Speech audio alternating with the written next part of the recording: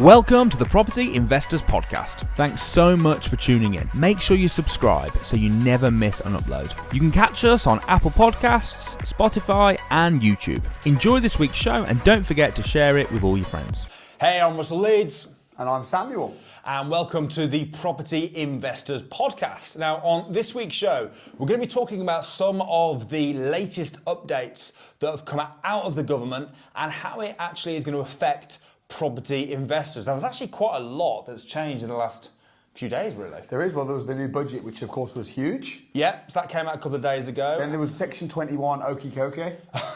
The banning, the non-banning, the banning of Section 21. Well, why don't we start with that? What did you make of the sort of government U-turn on Section 21? Which U-turn are you talking about? They keep changing their mind over and over. And the funny thing is, Labour about to come in anyway. I don't know whether that's going to be a good thing or a bad thing for property investing, but it'll be interesting to see what happens. So Section 21 is that no fault evictions. Mm-hmm. So if a tenant is in a property and you want them out, you serve a Section 21, and that can be because you just want your house back or because the tenancy came to an end, give them 2 months' notice, quite straightforward. They first talked about scrapping this. I don't know how long ago it was. Maybe it feels like years. Wasn't it when they put their manifesto together? It was one of the things they were going to do during this term, which obviously hasn't happened yet. Then they scrapped it. I wonder if they'll bring back EPC. I wonder if they'll say actually, because that was another okie dokie. It was. EPC has to be C. That's from 25. No, it's actually from 2028. No, actually not at all. Actually, yes. It's absolutely ridiculous. Well, first of all, at the moment, so there's 2 ways you can evict tenants right now. Generally speaking. And you're talking standard, AST, assured short hold tenancies, families in residential properties. Yeah. So you're going to serve a Section 8 or a Section 21 generally. Yeah. Now, and so did you, ran a letting agency. Did you pretty much ever, maybe ever, but hardly ever use Section 8? I didn't. I don't know about you. I mean, recently we had to evict a tenant and we just served both, running alongside each other. I think that's quite a standard way to do it. But which way got them out first?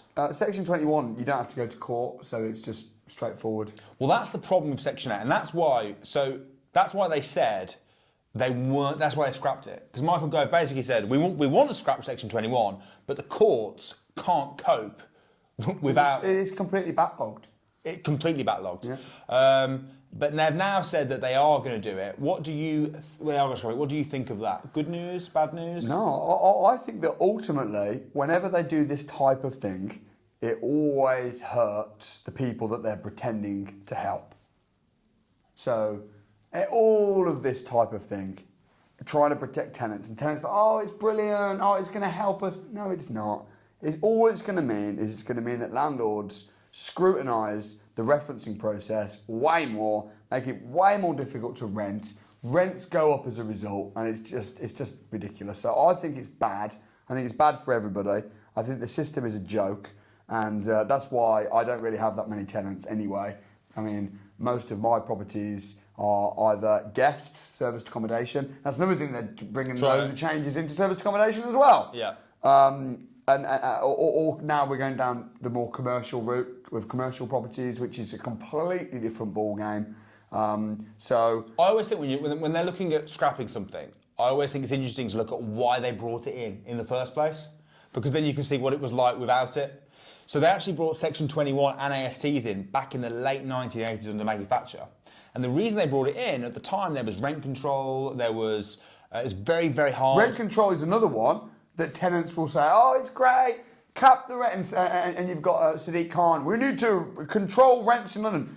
But if you bring in rent control, again, it will always hurt the tenants. Well, it did.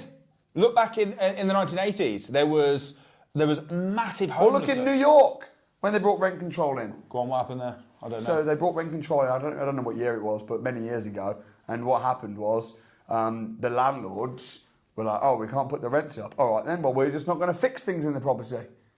And then tenants were like, oh, can you fit it? And the standard of living went right down. And also it distorted the market. You had a lot of landlords thought, I'm not even going to bother renting it out. So people, empty properties, run down properties, backhanders all over the place. That's what you had, a distorted market. It was just, and rents ended up going up massively. Did it increase homelessness there? Increased homelessness massively, and rents spiked because Now there's less demand. Sorry, now there's less supply of stock. So everything's based on supply and demand. So it ended up hurting people that just wanted to rent a house. Whenever you mess with a free market, which is a willing buyer and a willing seller, it's always bad.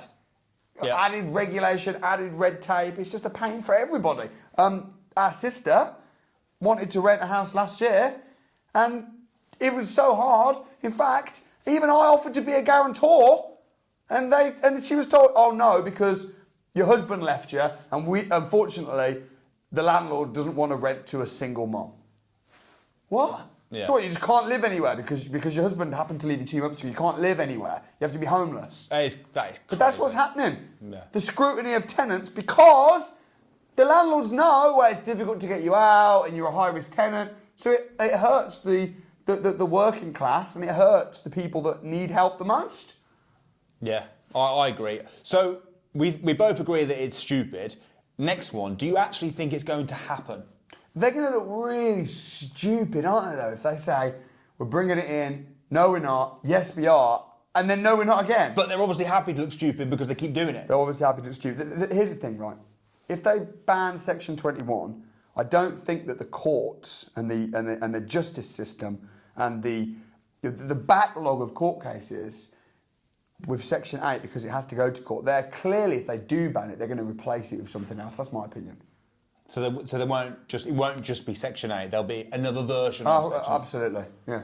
Okay, that's quite interesting. I just can't see it happening personally. I think Michael Gove is purely saying it to get the votes. There's 11 million 100%. Renters. He's trying to appeal to 100%. those. And that's another thing as well, isn't it? All of this stuff, it just all happens to be the year of the big election.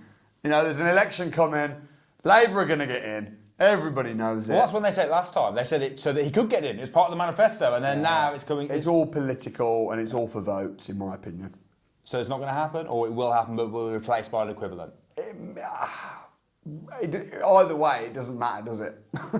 You don't think it's going to affect landlords? Well, I don't think. Landlords are freaking out. Oh my gosh, I'm not going to be able to... How do you evict a tenant if they scrap Section 21? What do you do? Of course there's going to be a way to evict a tenant. You know, there'll be something. Do you think it's for, a lot of property entrepreneurs that are maybe trying to get into rent-to-rents, for example, do you think that this might make that proposal more attractive to landlords? If they can absolutely, and it is. Offering a landlord a company let, hey, we'll rent the property from you through our company. Therefore, we have no rights. And if we don't pay the rent, you can get us out in 7 days. Oh, but what happens if we inherit your bad tenants? We don't have tenants, we have guests. There's no tenants in the equation. But that's what's backfiring on the government now, because now that a lot of properties don't have tenants, there's no need for tenants. And then again, you're taking away the supply of good properties that could have tenants in them, but because the government mess up, now you're taking it away from good potential tenants by being stupid. Another thing is, though, Section 8, I don't know if you're aware of the amount of reasons that you can get rid of tenants on a Section 8. It's quite huge, really. So no fault evictions. Landlords are worried about not being able to get rid of tenants on a no fault basis. But would you want to get rid of a tenant if the tenant was paying you rent? No. So what's the problem? And there's always loopholes, because you can get rid, on a Section 8, you can get rid of a tenant on the basis that you're moving back into the house. You could just say that anyway. Right. Do you have to prove that? Well, I don't know the exact ins and outs, but you could move in, couldn't you, for a few weeks and then have a change of... They're going to... Whenever the government make an unreasonable People law, always find a loophole around people will then find an unreasonable loophole to get around it, and now you've got new issues. It's just ridiculous. I agree. It is ridiculous. It's funny, isn't it, as well, because the way the government are treating landlords has driven them to want to do service accommodation, for example. Exactly. And then they moan. So they bring in Section 24 to say that you can't offset your mortgage as a tax-deductible expense. Everyone does short stay lets. Everyone does service accommodation. And they go, oh, we don't like that. Stop doing that. And now they've scrapped that with the new budget. They've said that service accommodation, they've taken away the furnished holiday let tax regime. Well, why don't we talk about that then? So new budgets come in. So basically, just to summarise, Section 2020. 21. There's so many different sections, isn't there? Section 24? No, Section 21. Yeah. We think that it probably won't particularly affect landlords. Could be a good opportunity if you're It looking could to be. get into rent-to-rents. Yeah, well, there's always an opportunity. Whenever the government do something, even if it's a little bit painful for landlords, the media blow it out of proportion and then scare off landlords, and then it normally creates opportunities. So, as an entrepreneur, you're adapting, you're ducking, you're doing your thing, you're pivoting, and you're making money, regardless of the economy. And there's always going to be people in the property market. I mean, the people that make the rules make money in property. Most MPs are property investors. So don't be worried, friends, about the rules. Just learn the rules and play the game to win, because the rich people create the rules. So you can be a broke person and not educated and not understand it. Listen to the British brainwashing channel BBC and be worried. Or you can say, actually, what can we do? How can we navigate through this? Because the people that are saying this are making money in property. So that's my opinion. Yeah, no, I agree. All right, so onto the budget then. You just touched on the service accommodation tax. Yes, changes. there was a load of tax relief if you were renting your property out as a furnished holiday let, which they have now abolished the tax advantages to that and made it. They've said they want to even the playing field. So now you're also lumped with landlords if you're doing furnished holiday lets. Which is not surprising, is it? No, it's not surprising at all. And also, it's like the legislation of short stay lets. I've been saying that for the last 5 years. Of course they're going to legislate it, because at the moment you can just stick a guest in a property at the bottom of your shed in a dollhouse. You can rent your car on Airbnb. Yeah. So now lots of people are doing it as a legitimate business. Of course, they're going to bring in some sort of legislation. They're going to have a list, and that's not necessarily a bad thing. If they bring in a C5 or something like that, that's not necessarily a bad thing. The tax thing is annoying, especially. But the thing is, though, the service accommodation rule.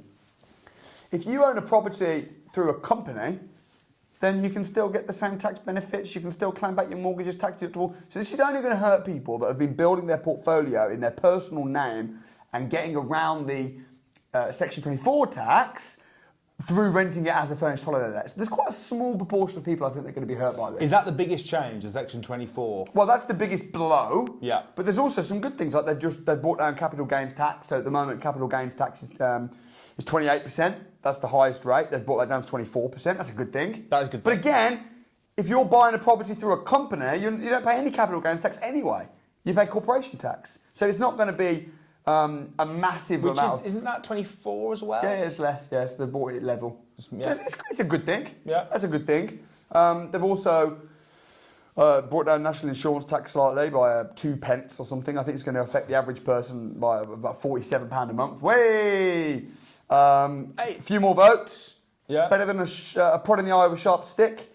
There's a few things that they've done. I don't think anything is.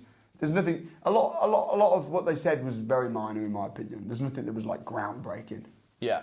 So you've got the national insurance. You've got the lowering of capital gains tax. Yeah. What else? Geez, adding tax on vapes and stuff like that. Yeah, which isn't really going to affect property investors unless they vape. Yeah. I can't actually remember. It's funny, isn't it? Because the government are so, I don't want to say so stupid, but like they'll bring something out like vaping, and it's like, oh, vaping is going to be the new, instead of smoking, and they really encourage it, and then they realise, oh, actually, vaping's got problems as well. Let's just tax it. And then same with service accommodation. We want to make it really good for service accommodation, so they encourage it. It'd be like soon. What about electric cars? Well, electric cars. We want everyone to drive an electric car. We're going to let it be. It's going to be tax-free if you drive an electric car. And then after 3 years, they're like, actually no. But then everyone's already bought an electric car by then. It's manipulation. Stop it. I'm surprised at how anti-landlords and property investors this Tory government has been. It's getting to the point where you actually think, well, maybe Labour will be kinder to the landlords than the Tories have been. I think so. Maybe I'll be voting Labour this year. There's definitely. I tell you what, who both Labour and Conservative, the government in general, who they are seeming to look at more favourably. Not landlords, property developers. Well, there's a housing shortage. They are laxing planning rules, and this wasn't in the budget, but they also did announce very recently, last week in fact, that they are bringing in more PD rights. making it easier to turn commercial properties into residential properties. They've scrapped the 1,500 square metre rule, so you can turn, because they used to say you can turn a commercial property into a residential property, but there was restrictions on size. They've scrapped that. They used to say, or right now as we speak, that if the property has to be, the commercial building has to be empty for 3 months before you can get prior approval. They've scrapped that now. So they are laxing off a lot on that.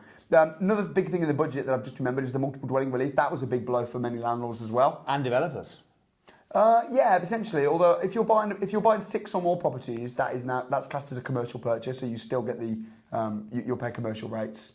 So multiple dwelling is just for if you're buying 2. If you're buying a property that's 2 titles, it's 2 flats. But the more you bought, the better the relief was, wasn't it? It was like yeah. But if you're buying 6 or more, you still get the commercial. So you know. It'd be interesting to compare that. What are the commercial rates? Let's say you bought 10 flats. What would work out cheaper? Oh geez. Well, the way it works with multiple dwelling relief, or did work until they scrapped it. So maybe it's pointless even talking about it. But it was so you don't pay stamp duty up to a certain amount, right? Yeah. So if you were buying, let's say, 2 apartments, and let's say each apartment was 200 grand, that's a 400 grand purchase.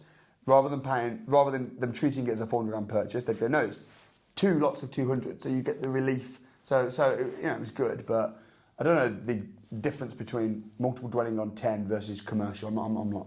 You're not sure. Without a calculator, I'm not sure. It'd be interesting to know that. But yeah, I suppose is it 6 or more?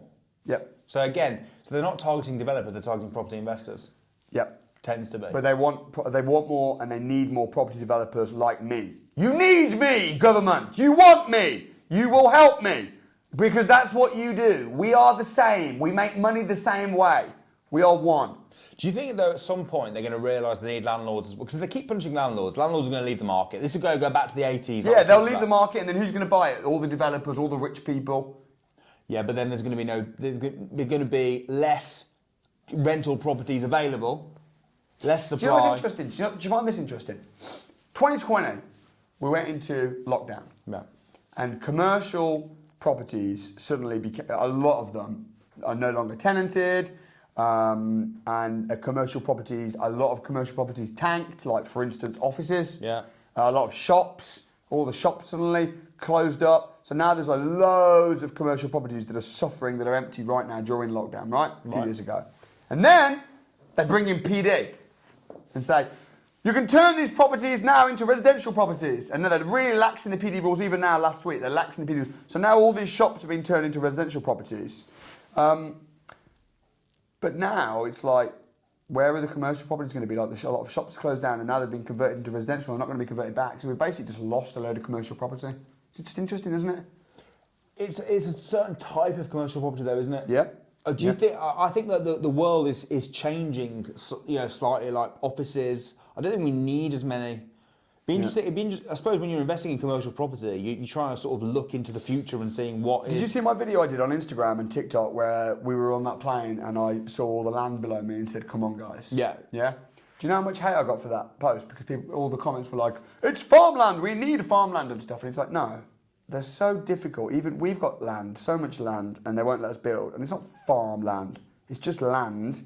It's got access points. There's no reason why they should not give us planning. It's in a residential area. It's a corner. It used to have buildings on it. It is ridiculous. And it's so slow. But I blame the councils for that rather than the government. Yeah, but the government need to step in. Well, they are with PD, right? Well, yeah, they are. The reason they're brought in PD is because they can't trust the councils to provide the houses. The councils, the planning people that work in the council are just so anti any development. Yeah, it's crazy, really. They should be pro. They don't understand. So I wish I was had a little bit more say in all of this. I think that planning process is ridiculously slow. Evicting tenant process is ridiculously slow. Buying properties, the whole process is ridiculous. It's ridiculous. I think we should do what they do in Scotland. Imagine this, right? You're selling your house. You put it on an auction. There's 100 people that are interested in the house. 100 people that are interested in the house. Each one of those people that are going to potentially bid have to get a survey on the property. How ridiculous is that? You should be forced, when you're selling a house, to get a survey on it, and like in the same And way share as that information. in the same way as when you get a legal pack on the property and you share that with everybody, you should share the survey. It's just the whole process needs changing. And there are things that I'm doing, and you know, that working behind the scenes to try and change the process and speed up the process of things. The process is a joke. Don't you find that businesses in general, just people in general, are really slow? Yeah, man. I was coming onto this car park just now, and the guy in front of me, I was thinking, "What are you doing? What are you doing?" He's in front of me, really slow, stopping, looking, going a bit further. Then the gate, the barrier, pressing the button, really slow. Come on, speed up. That's why we need more entrepreneurs in politics. But even entrepreneurs though, like you deal with a business, and they're like, "Oh, I'm away for a few days. I'll get back to you next Friday." Quick. Speed wins. If you want to get rich, get quick. Well, that's what, like Amazon. Yep. Got to be fast. And councils, wake up, get quicker. I don't know if I can think of anything that's as slow as the courts. No, it's ridiculous. If they were a private business, they would be. That's the problem, right? Is they've got the monopoly on it. Yeah. If they were private businesses and you were competing, which court should we book? Book the good court, not that slow one. And that's the same with people that say, "Oh, it's wrong to own loads of houses." It's like, okay, well, who should own them? The government, the state. You want the government to own your houses? Really? You want the government to have a monopoly on all the properties and not have private landlords? And then there's no competition. And we've seen how that worked out across the world in communist countries where the state own all the properties and people live in shacks. You don't want the government owning everything. The government... If you had a really bad landlord, what would happen is they would struggle to get tenants. Right. Yeah. And if they're treating their property crap, they're going to get lower rents. The same as businesses. When businesses close down, people go, "Oh no, it's bad." It's not bad. It's survival of the fittest. Yeah. Their business wasn't as good as the other businesses. And that's why I don't believe even in greedy landlords. "Oh, you're a greedy landlord and you put the rent too high." If you put the rent too high, it's going to be empty.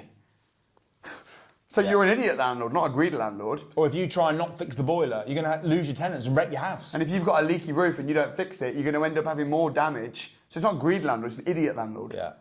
And there are idiot landlords. Good landlords understand that their house is their product and their tenant is their customer and provide a good service at a fair price and make money as a result. And success always follows value.